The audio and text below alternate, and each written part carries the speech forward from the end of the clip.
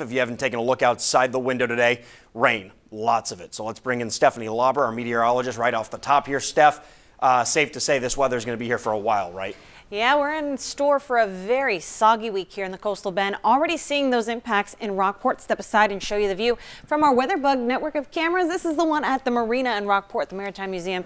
Some raindrops on the lens, wet pavement, and still coming down over there. We got some interesting video from some of you all sent into our Coastal Bend Weather Watchers group. This comes from Tom Settle showing some of the flooding that's happening there, and we're actually under a flash flood warning.